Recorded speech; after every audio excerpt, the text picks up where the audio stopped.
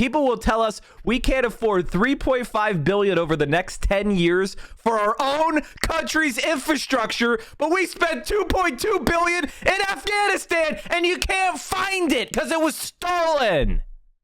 Anybody who says we can't afford to take care of our kids or our elderly or build infrastructure is a fucking lying thief. Let's maul in the Central Committee. Let's cringe in the Central Committee.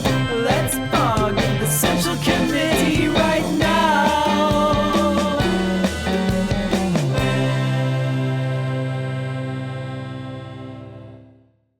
Well, everybody, welcome to the Central Committee stream. We've got a lot to talk about. I've got to be honest with you, chat. Things aren't looking good for our homeboys in Afghanistan. That's all I could say. America's preparing to flee from Afghanistan. And it's exactly like what we experienced at the end of the Vietnam War. Exactly the same thing. And I don't know when I made this prediction, but I said it was going to be within the month. And everybody was like, all of you agreed because you're incredibly smart. But for everyone else, they were like, no way. Oh, God, it's going to be 6 months. The Afghan military pretty much doesn't exist. All that's happening is I don't even think there's battles happening. The Taliban is just driving forward and no one's fighting back. Hi, everyone. I'm Elaine Quijano. It's good to be with you. Thanks for joining us. The Pentagon is sending troops to Kabul to help in the partial evacuation of the U.S. Embassy. The State Department and the Pentagon have confirmed the deployment of some 3,000. All right, so these troops, chat, are not going back to Afghanistan in order to re-enter the war. The war is over. The United States is giving up. And I just want to say something. Good job, Joe Biden. I hate Joe Biden. I'm not a fan of Joe Biden, but I want to give him 2 cheers for accepting reality in Afghanistan and just being like, I don't give a shit. We lost. We deserve to lose. We lost. We're done. What more do you want? 2 cheers for Biden just saying, fuck you, and saying, I don't give a fuck. Not our problem anymore. And yes, we did do horrible shit in Afghanistan. And yes, we caused the Taliban to exist in the first place through our support of the Mujahideen and Pakistan's ISI. But you know what? Us leaving Afghanistan would be better. You know what I don't want to see, chat? The United States of America sanctioning the Taliban. I don't want to see the United States of America sanctioning Afghanistan. How about we try a different strategy? How about we try the strategy of carrots? You do the things that we want. We will help you grow and develop. Why don't we try that? And we'll do it without interfering in their country. Or, you know what? If we can't do that, just fucking ignore them. Like we ignore all the atrocities our allies commit.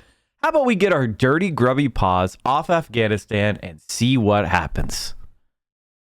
So let's take a look at this story because goddamn is it, in my opinion, hilarious. Troops as the Taliban continues its offensive.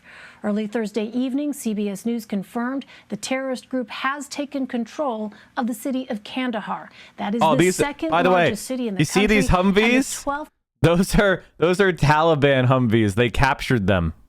They're taking our Humvees. Provincial capital taken by the Taliban. The Pentagon addressed the situation earlier. Taxpayer dollars, folks. You can't afford free college, though. The situation continues to deteriorate in Afghanistan. And as I said before, our troops will, as always, have the right of self-defense. But this is a narrowly focused mission to help with to help safeguard an orderly reduction of civilian personnel. An orderly reduction of civilian personnel.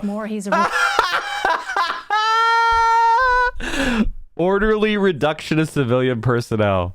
Reporter covering the Pentagon and the U.S. military for the Washington Post.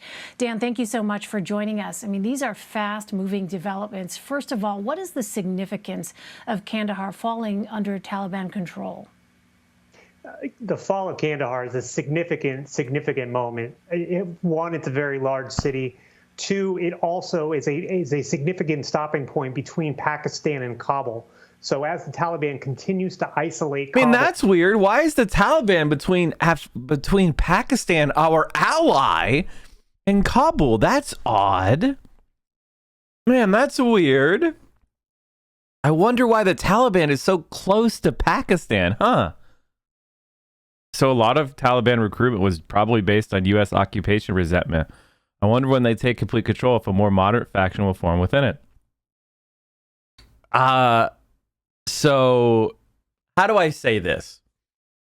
When a civil society is degraded by occupation and war, the type of people that rise to the top are Machiavellian and full of martial prowess. Okay?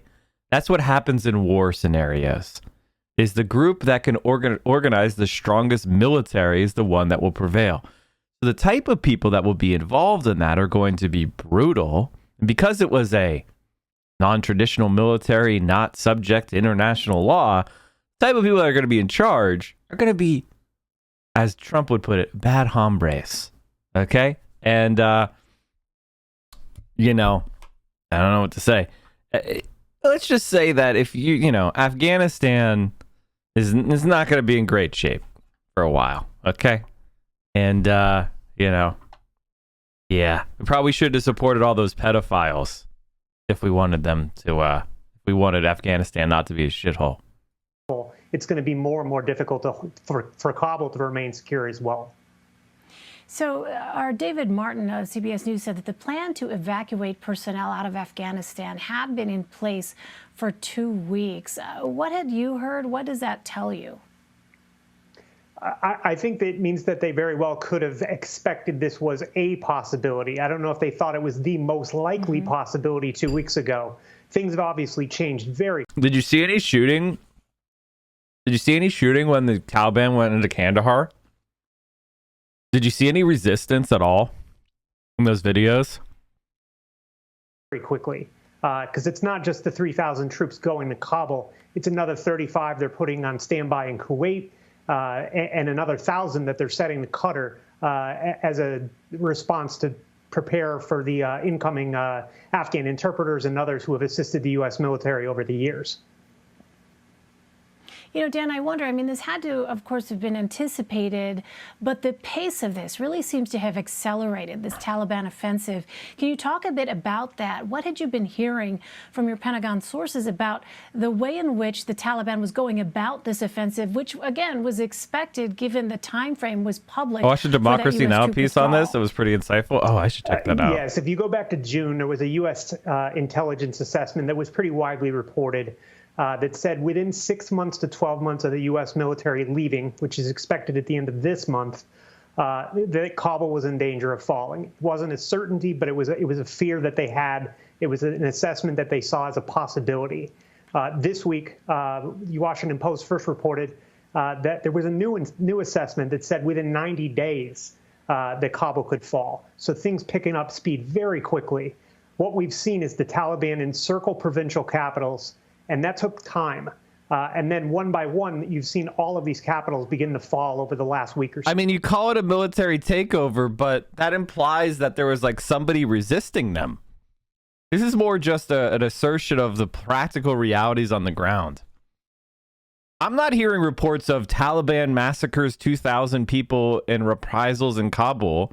I'm not hearing bloody battles street to street as beleaguered Afghan military cries out for aid. I'm just seeing Taliban walks unopposed into territory they already control. This is like comical. This isn't what a war looks like. This is what it looks like when you go drive for groceries. So these guys look like they're fighting hard. All right. And just as our viewers are kind of hearing this news, I wonder if you could talk a bit more. You touched on this a moment ago, but just can you elaborate on sort of the strategic significance of Kandahar falling? Because we now have got a map that kind of shows that proximity to Pakistan that you were talking about, Dan.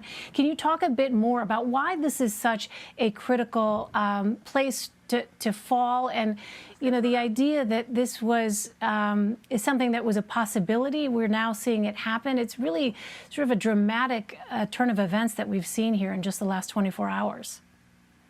I think it's significant on a few levels. One, Kandahar is the most significant city in the Afghanistan south.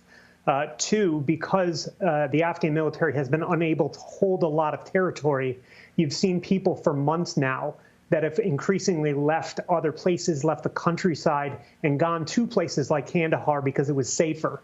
Now Kandahar isn't safe either. So you have a humanitarian crisis situation also developing. Add on top of that, Kandahar is a place where the this is a military... parade, man. This is not a military attack. This is a parade. This is a fucking parade. This isn't some sort of... This is not a military. Has concentrated its time and effort. It's one of the cities they wanted to keep. Like, if you just... Man, I've been to like 30 fucking 4th of July parades where if you just change this to like... You change the attire to American attire. You change these flags to American flags. I've experienced this dozens of... This is a fucking parade. I wouldn't be surprised if they were throwing candy out the back. Okay, it's the Taliban, so maybe they would throw out, like, mini Korans or something. I don't know. But the point is, like, Taliban's not much on the whole music and, like, you know, fun. Even that is really telling. So do we know, Dan, what is the actual diplomatic presence of the United States going to be in Afghanistan after these personnel whatever the Taliban lets us have evacuated from Kabul? Because they're the sovereign country. I think it's fast moving and fast changing. What I've heard today is that, for one, you're going to have a very muscular U.S. military presence at the airport, which is a few miles from the U.S. embassy and sort of the diplomatic compounds that a lot of countries have. With that presence, you're going to see more and more U.S. embassy missions shifting to the airport. The Taliban really sucks, but part of that will be to get people out of the country. But then the long-term if we weren't so evil, it wouldn't be a problem. Does the U.S. embassy stay where it is outside the airport, or does that too move to the airport? And then ultimately, can you keep a U.S. embassy there at all?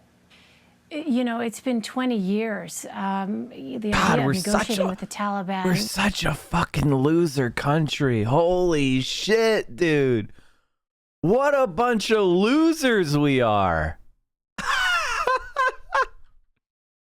Holy fucking hell, dude. It's funny, dude. You know why we lost, by the way? Because we're racist.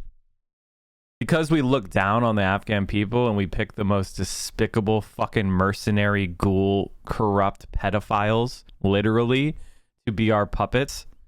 We didn't invest anything in the country to build it up. It was just all stolen.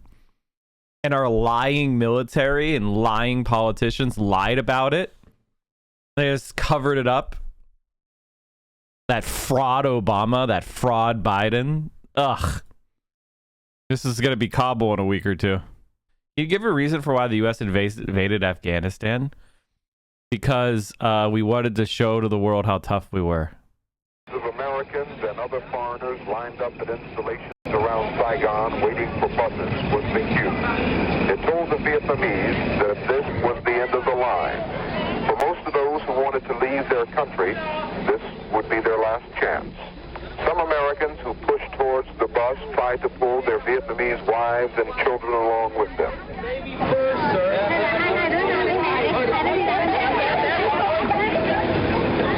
There were desperate scenes with families separated and crying out for help, pleading not to be left behind, clutching at the last straw of hope.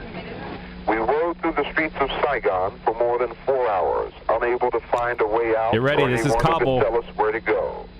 At Tonsanut Airport, armed paratroopers turned our buses back. At one point, we were unloaded on the Saigon waterfront, where we could see American helicopters circling the city, and Vietnamese trying to escape on boats heading to the sea. No one wanted to be left in this crowd that at times was strangely quiet, but that always was on the verge of panic. We all decided to try and reach the United States Embassy, and once there, we found it surrounded by Vietnamese looking for a way in and a way out. Helicopters were landing on the roof and inside the compound as we walked to the back of the embassy. We had to push and shove our way through a crowd of several hundred Vietnamese trying to scale the walls. Only only to be knocked back by U.S. Marines. Once inside the compound, for the Americans and those Vietnamese who managed to get in with legal documents, and the many who managed entrance without, the rest was easy. It was just a matter of waiting your turn for a helicopter to take you to one of the ships on station off the Vietnamese coast. The American fleet had been having problems since the start of the evacuation, not with the arrival of South Vietnamese pilots and their helicopters loaded with family and friends. Hovering above the decks to unload their passengers, the pilots were unfamiliar with landing their craft on a moving ship. One crashed into the side of the USS Blue Ridge. Others managed to crash land on the deck of the ship. For those that did manage to put down, they were simply pushed over the side and into the sea by U.S. sailors and Marines to make room for the returning American craft based on that ship, filled with evacuees from Saigon. Other South Vietnamese pilots just hovered long enough to unload. This didn't their happen passengers, under Johnson. and then This headed is to the side of the ship Nixon and right then here. jumped out with their life vests to be picked up by U.S. sailors. Their helicopters crashing into the sea. Still other pilots headed out to the side of the ships after unloading their passengers and settled the craft into the water and then jumped out, again waiting to be picked up by U.S. sailors. Many hours later, as one of the last evacuees arrived, U.S. Ambassador Graham Martin, the final American ambassador stationed in South Vietnam. After so many long and bitter years, the American involvement in Vietnam was over. Ed Bradley, CBS News, Manila. Defeat. Anyway, okay, so that'll be the Taliban. That'll be Afghanistan and Kabul in a week or two. Really was unthinkable when this conflict began. But what will be sort of the legacy is perhaps not the word that I'm looking for at this The moment. Vietnamese army gave the U.S. time to leave. They waited outside Saigon for a whole extra day. The U.S. still fucked up. Embarrassing. The promise was made to them that democracy was something that was within their grasp, that the presence of U.S. forces in Afghanistan would help to bring about security. And now we are seeing this very fast-moving situation, as you said, unfold here. Looks like we're not doing any more of that China stuff. How mindful, of course, are our military officials? Obviously, they are carrying out the order. I was listening to the BBC World Service last night. Apparently, the current Afghan admin is going to resign, and there'll be a transitional government. They want to resign because they want to run. They want to resign so they could run to fucking Geneva with all the stolen money they took. They want to go live in their penthouse apartments in London that they used all that stolen money that was supposed to go to Afghanistan. That's where those people are going. All the pedophiles and all the little puppet people we have, they stole our money hand over fist. And by the way, our government knew it. But we were too scared to tell the American people the fucking truth. So they stole. So they're going to go live high on the hog in European capitals around the world. There's going to be a huge new wave of people with Afghan last names in these international schools and every major European capital. So let them enjoy. So as you're paying your student loans and you can't afford to buy a home, know that in Europe, somewhere in Geneva, is an president's fail son snorting cocaine off of a stripper inside a penthouse paid for by you and me. That's the actual reality of what's happening. That have been given to them, but what happened to the 300,000 Afghan army? It was never an army. It was never an army. They never cared one whit for Afghanistan. Afghanistan doesn't exist. There's not a nation of Afghanistan. There is not some sort of secular government. They don't have an education system. They don't. It's not a thing. It's a construct so that we could steal money from you for our military-industrial complex. We killed Osama bin Laden, the ostensible reason for being there, over a decade ago. Nobody fucking cares. Are we just going to pass on the Uyghur thing? It's not going on anymore. Is Mike CIA? What I'm trying to say is they're not using Afghanistan as a base anymore because we lost. Have died. We know this. It has been a long, protracted war. What is the sense among the troops, the rank and file at this moment in time, even as we know there have been translators, people who have assisted? Remember when the Afghan army, Iraqi army threw off their uniforms when ISIL came to them? Same thing as the Afghan army. Yeah, they're not a fucking real army. U.S. military over the years who are now... There were just a bunch of dudes getting paid good money to sit on their fucking asses. It was just a jobs program. They weren't really fighting. Americans did all the fighting. They didn't care. In grave danger. It's a mixed bag. I myself have been going to Afghanistan since 2010. It's probably about a dozen trips at this point. I stay in touch with a lot of those people. Some of them are completely fed up over it. They just want this to end as quickly as possible. They saw this as an inevitable situation, and basically we keep dragging it out. More people die in the process. A lot of other people, they want it to end, but they also think that the way that this has occurred over the last 90 days, 6 months, even a year or two, has really made things even worse than they otherwise would have been. One thing that I know a lot of people are concerned about is we've got all these interpreters that are still in Afghanistan. Many of them are in Kabul. The hope would be that the ones in Kabul can get out. But there's many more in other parts of the country. And even just getting to Kabul at this point is taking your life in your hands. Just the process of moving from Kandahar or some of these other cities by road up to Kabul, which is what they have to do to get out of the country now, is, it's a very dangerous mission, and there will be people killed along the way, assumedly. Nah. Actually, here's my prediction. The Taliban is going to be very magnanimous in victory. They're going to make magnanimous in victory. They're not going to kill Americans. They're just going to let us run with our tail between our legs. And they're going to laugh all the way to the fucking bank. And they're going to, whatever American flags get left behind, they're going to, they're going to make little YouTube videos stepping on them after we're gone. But that's about it. They're done. They won. They're not gonna go. And chat, this is what I want to clap. Can we all, again, 2 cheers for Joe Biden. 2 cheers for Joe Biden. Not our tragedy. The Taliban are coming back and America is still leaving. President Biden made it very clear this week that we're out of Afghanistan no matter what. By the way, nobody fucking cares. By the way, Republicans aren't even talking about it. Obama could have done this right after killing Osama bin Laden. He could have yanked us out of there and everyone would have loved it. Nobody fucking cares. Joe is right. At least Joe Biden is owning it. I do not regret my decision, the president said this week, as provincial capital after provincial capital of Afghanistan fell to the Taliban, while the Afghan government, propped up by 2 decades of U.S. support, looks soon to suffer its long-predicted post-American collapse. Oh, really? Oh, really? Oh, yeah.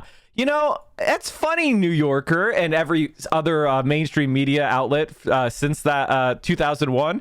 Every single time I read about Afghanistan, it was, American leaders, blah, blah, blah, say the training is going well. Afghan leaders have to come together. We lost to death and injury, thousands of American personnel. They've got to fight for themselves, fight for their nation. They're not going to do that. Biden said on Tuesday, making it as clear as he could that he would not revisit his decision to pull out. America is finally, definitively done with the war in Afghanistan after 2 decades. Never mind the consequences. Fuck yeah, dude. Fuck yeah, dude. Wait, what? Will you tell us for our sake how much we spent on the military? So, total cost of the war in Afghanistan. This was from April of this year. Afghan war cost more than $2,240,000 lives. When you add up the cost of Defense and State Department funds sank into Operations Enduring Freedom and Resolute Support, then throw in the cost of caring for the conflict's veterans and the interest on the money borrowed to cover it all, you're looking at over $2 trillion, according to a report released Friday. The cost of the war project detailed its most recent estimates, finding that most of the money came out of the $933 billion in DoD overseas emergency contingency funding. The rest includes $443 billion in DoD base budget increases to support the war, $296 billion to care for veterans, $59 billion in state overseas contingency funds, and $530 billion to cover the interest on the money borrowed to fund 20 years of deployments.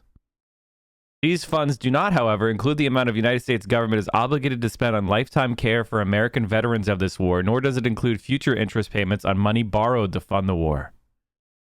The costs of the Afghanistan war include its escalation into Pakistan, millions of refugees and displaced persons, the toll on lives of combatants and non-combatants, and the need to care for America's veterans.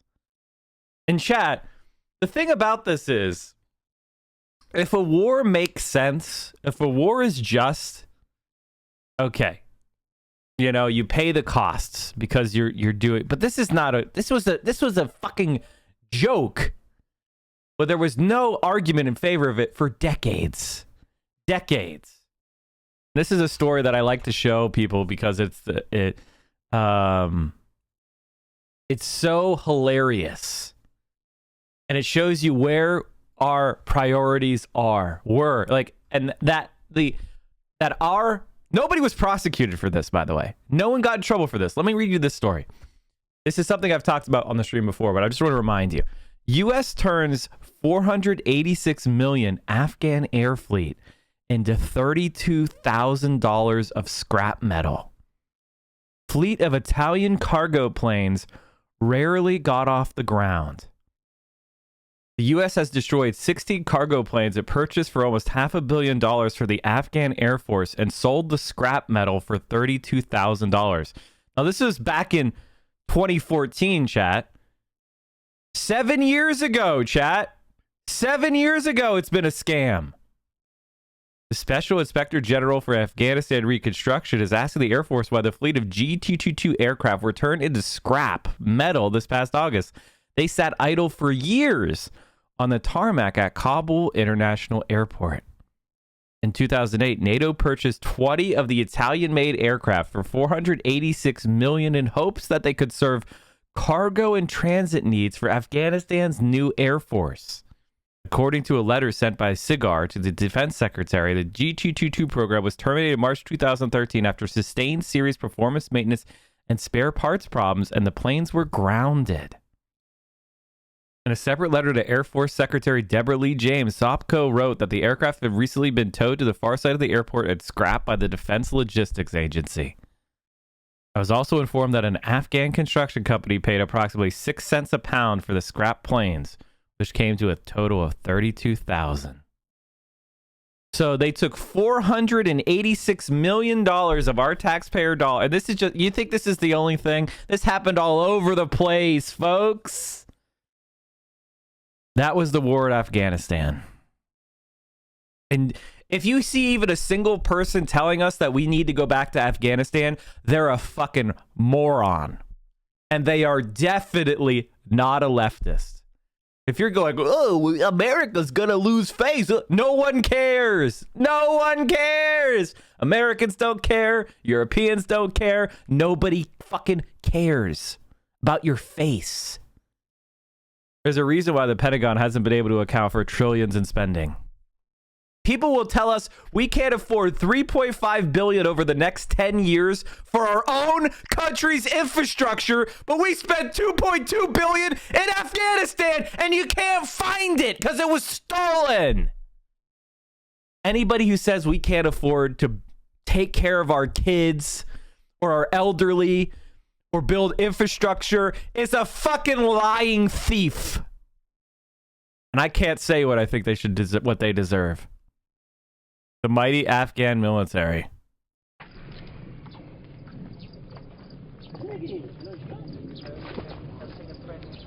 So is the fight over now? We think it might be, but that happened many times throughout the day. You think you can rest and it's over, and then they pop up and attack again. The one thing we did increase in Afghanistan is the opioid production. Sitting down inside the little sort of courtyard next to the compound here and getting stoned. The first thing they do in the break in the fighting is the A&A go get stoned. Yeah. Are they getting stoned on opium, or are they getting stoned on hash or pod, or?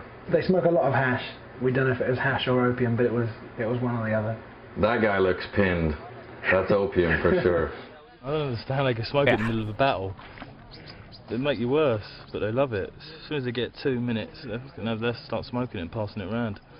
All laughing and joking, and then a minute later they're running up towards bullets.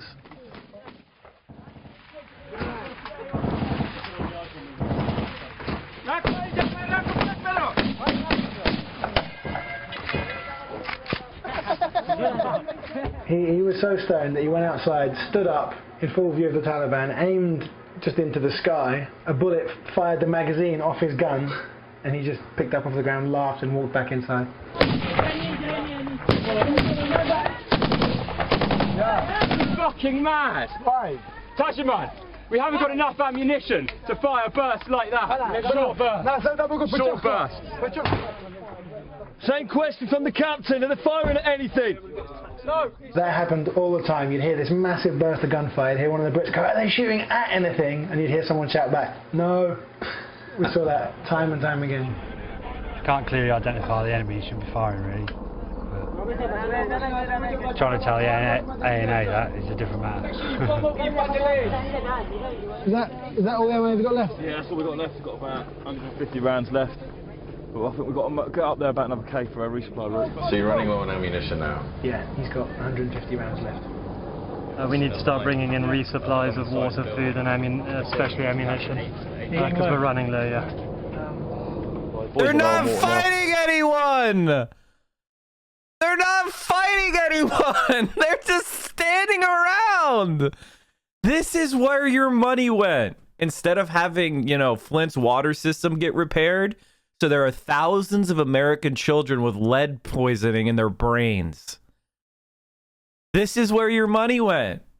This is Joe Biden. This is Barack Obama. This is the Democratic Party. This is the Republican Party. The only people saying shit were fucking Bernie Sanders. But we didn't. How long can they stay? They carry 3 litres per man. It ain't gonna last long. We've been on the go since after this morning. It's now 11 o'clock. So now they have to helicopter in resupply. You know how much it costs to fly a helicopter per hour? Thousands of dollars per hour to fly a helicopter in to drop these guys bottled water. It's fucking unbelievable the waste. How hot is it right now here? Over 50 degrees. It's over 50 degrees, which is like, I don't know, 120 degrees or 115 degrees Fahrenheit. So you're wearing flak jackets and helmets, so your balls are sweating pretty bad right now. Dripping. Dripping.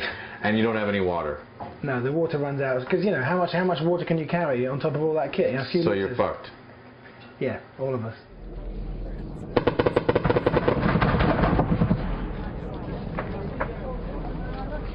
A 6-3 Alpha ICOM chatter suggests Taliban are pulling back in front of our advance, trying to conserve their own ammunition, cause us to expend all of ours, and then plan to counter-attack us as we withdraw. Over. So what the Taliban are doing now is they'll shoot a couple shots, get the A&A guys to go crazy, stone, shoot all their guns off. Claymore, thanks for the tier 1. When you have to retreat to get more bullets, they're going to kill you. Yeah. That could be the Taliban's tactic for the entire country. They know it doesn't cost much for them to stay there and stay fighting. They know it costs Britain and America and everybody else a lot to be there. So they think they can outpace us. No problem at all. They'll say, we'll fight for 10 years, like me and you would say, let's go for a drink, let's go for a game of tennis. It's nothing. They won. Get owned. Get fucking owned. This story. This is hilarious. My own realization that we were in over our heads in Afghanistan came when I interviewed farmers who pretended to set up Taliban camps that the U.S. would then bomb. The farmers would collect the remains of millions of dollars of worth of bombs and sell them for $100 as scrap metal. Well, $100 goes a long way in Afghanistan. Goes a long, long way in Afghanistan. Fucking jokes. Let's keep going. Again, Thank you, Joe Biden, for just accepting reality. Thank you, Joe. Seriously. 2 cheers for Joe. The words from the Biden administration in the face of this unfolding disaster have been strikingly cold. Biden himself, normally the most empathetic of politicians, did not address the predictable and predicted human tragedy that his April decision to withdraw the roughly 3,500 U.S. troops remaining in Afghanistan has now unleashed. The White House press secretary Jen Psaki followed his comments by blaming the Afghan military, which the U.S. funded, trained, equipped, and built.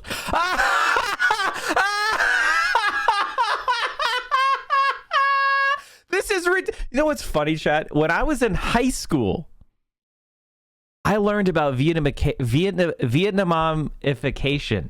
Vietnamification? What's the word? Vietnamization. Thank you. The Vietnamization of the war. They did the same shit they tried to do at Afghanistan. The policy of withdrawing its troops and transferring the responsibility direction of the war effort to the government of South Vietnam. We literally did the same shit we lost doing in fucking Vietnam in Afghanistan. The exact same shit. We learned nothing. Or I guess I should say, we knew it was a fraud the whole time, and we were just there to drain money for the military industrial complex of the war profiteers. If our country had an ounce of legitimacy, we would be prosecuting every single CEO and past CEO of all those fucking war contractors. We would be throwing Northrop Grumman CEO in prison. We'd be arresting their board of directors. But again, that's just America, right? Not $1 for high-speed rail, 2.2 trillion. Imagine if we took 2.2 trillion and put it into high-speed rail. Imagine if we took 2.2 trillion and paid off all your student loans. We'd have 500 billion to play around with. White House press secretary. Okay. They have what they need, she said. What they need to determine is if they have the political will to fight back. I can't believe I'm saying this, but this is incredible. Thank you. Thank you for saying something that's not stupid. The State Department, for its part, put out the word that it was making a last-ditch diplomatic push to convince the Taliban that their government will be an international pariah if they take over the country by force. They're not even using force. They're doing parades. They're not shooting. Does anyone think that will stop them? There is quite obviously a calculation behind all this, which is that after all this time and more than enough blame to go around in both parties, Biden will not suffer politically from leaving behind an unwinnable war. No shit! And it's actually good for America strategically as well. We're not wasting our money. We're not being bled dry in a worthless, unwinnable war. Put bluntly, there is strongly held belief in Washington that Americans simply do not care what happens at Afghanistan. What the reporter means to say is Americans don't care about the war in Afghanistan. Poll numbers back it up. Politicians in both parties, with notable exceptions, have generally supported Biden's decision or at least acquiesced to it, which leaves them either to second-guess Biden's execution or simply to say nothing at all. The general sense seems to be, hey, look, we've spent a lot of blood and treasure there for 20 years. We've done a lot. There's a limit to what any country can do. Richard Fontaine, a former foreign policy advisor to late Senator John McCain, who now heads the Center for New American Security, told me, this is tragic, but it's not our tragedy. While Fontaine and I were talking on Thursday, the news came from the Associated Press that Herat, Afghanistan's Cora Blaze, thanks for the tier 1. I love you too. Afghanistan's third largest city and the gateway to the country's west had fallen to the Taliban. Hours later, Kandahar, Afghan's second largest city and birthplace of the Taliban movement, had fallen as well. Kabul, the capital, will soon be encircled by the Taliban, who in a matter of weeks have taken control of 12 of the country's 34 provincial capitals. By the time you read this, that number may well be higher. On Thursday afternoon, the State Department and Pentagon announced the U.S. military is sending in some 3,000 troops to help evacuate much of the U.S. embassy staff from Kabul. Bitter irony of ironies. That was approximately the number of U.S. troops still deployed at Afghanistan when Biden decided to pull them out and perhaps ensure the government falling to the Taliban in the first place. Fuck you! It was already falling. Fuck you. Get out of here. None of this was a surprise, despite Biden's embarrassing comment that just last month that it was highly unlikely the Taliban would soon be overrunning everything and owning the whole country. Senior U.S. government officials knew that what was coming, even if they hoped for better, or at least for more time until the Taliban onslaught, akin to the decent interval Richard Nixon sought between his own withdrawal from Vietnam and the inevitable victory of the North over the South. They were either clueless nor delusional, as a person who has recently spoken with Biden's advisor about Afghanistan put it to me. To those who were paying attention, there was a grim inevitability of this week's events. The Pentagon has warned every one of the last 4 presidents that an abrupt U.S. withdrawal would lead to some version of the Afghan military debacle we were seeing this week. 4 presidents! 4 presidents! 4! Oh, abrupt! 4 presidents! Man, 16 years, chat. That's so abrupt. Court-martial every single one of these generals, man. Still in the next 4 months... Still, the 4 months since Biden's decision was announced, I have been surprised by the lack of concrete debate and discussion about the real consequences, what the real consequences are of the pullout. Why? Why? Because it has no legitimacy, you fucking psycho! Send this person to Afghanistan immediately. Send Susan B. Glazer to Afghanistan immediately. Why? Did you believe the propaganda, Susan? Are you stupid, Susan? These are the type of people that write for the New Yorker. Just absolute dullards. Just total morons. Political calculation by both parties is part of it, undoubtedly, as well as the all too pressing problem of too much else terrible going on, with American democracy in crisis and a horrible summer coronavirus surge. Almost like America should pluck the log out of their own eye before they go pick splinters out of other people's eyes. You fucking dullard. But even weeks on the ground do not wait for Afghanistan. Oh my God, Susan. I can't say what I'm thinking. And this week that the consequences have started to reveal themselves. So the next question must be, and starting to be asked, what will come next from this disaster? It's much easier to neither ask nor answer that question. It is easier to keep litigating the question of who is to blame for 20 years and $2 trillion worth of war. Over 2 decades, there have been many, many rounds of this. George W. Bush botching Afghanistan because he decided to invade Iraq instead. Barack Obama botching Afghanistan because he decided to surge troops, but then told the Taliban exactly when he would pull them back out. Oh, yeah, that's what did it. Oh, man. The Taliban was defeated militarily, but Obama said to the American press, we're going to pull our troops out. That's what the Taliban was able to they gained an invincibility shield. That's what that did. But by the time Trump, eager to end the war but endlessly equivocating about how to do so, made by what most accounts was a terrible deal with the Taliban in February 2020, the multiple crises inside the United States meant that the deal received little to no attention and a capital consumed by impeachment, a pandemic, and economic collapse. We don't care about your stupid... Susan, I want you on the front lines. Susan, I'm making this offer. I will pay to fly you to Kabul and stay in the finest quality accommodations. I want you to report on the ground. And frankly, I'd like to see you volunteer for the Afghan military. Get down there, fight for what you believe in, which is an American puppet state helmed by pedophiles. Go down there, Susan, fight. Oh, it's the New Yorker. That's going to be, we're going to fight with the pen. The pen is mightier than the sword, Mike. Biden himself was long a skeptic of what be accomplished in Afghanistan. When Obama debated the surge in 2009, Biden was on the losing side against it. In other words, Biden was right. This time, he made clear to his team that he would not bow to the generals. He even kept Trump's Taliban negotiator in place. In April, overriding the Pentagon recommendations and fears of some of his advisors, Biden took the politically expedient course of declaring the forever war ended on his watch. You mean the strategically correct decision? Politically expedient? Susan Glazer, I would like to send you a copy of Assassin's Creed Unity with all the DLCs. With all the DLCs installed. Hell, I'll buy you a fucking Xbox.